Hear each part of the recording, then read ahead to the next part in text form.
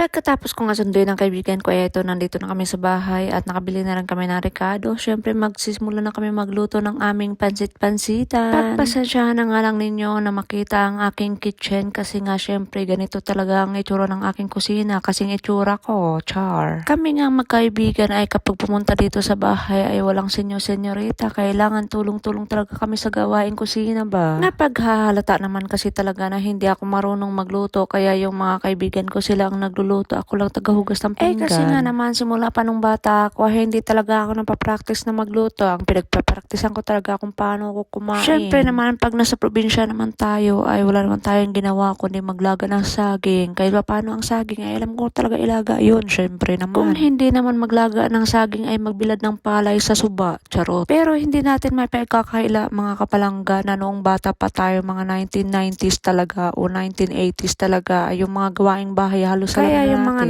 1980s kapag talagang namuhay kayo simulat sa pool na mayaman ay swerte nyo na. Kami kasi hindi, pero swerte kami ngayon. Kaya ako nga naman sinasabi na swerte kami ngayon dahil kahit anong paibigay ni Lord sa atin na pamumuhay, kailangan sabihin natin maswerte tayo, charot. Pero totoo yun. Malipat na nga tayo dito ngayon sa ating topic. Syempre bakit ko ba naman binabago? Palibhasa kasi Marites. Ipakilala ko nga pala sa inyo ang aking kaibigan na si Miss Daddy, charot. Talaga naman pag lumabas ito ay nauuna ito sa kusina mga kapalangga. Kanina umalis kami ni Mister at ni bakla ay syempre kumuha nga kami ng toyo dun sa bahay nila.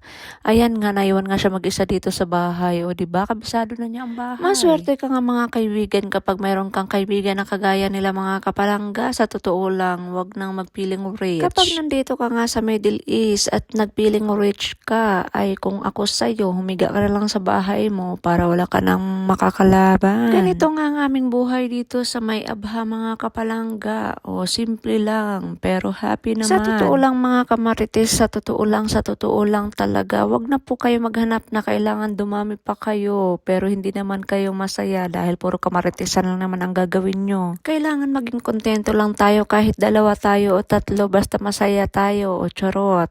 Sa tinagal-tagal ko na nag-voice over dito, hindi pa kami tapos mga kapalangga, palibhasa kasi isa lang naman talaga yung nagluluto.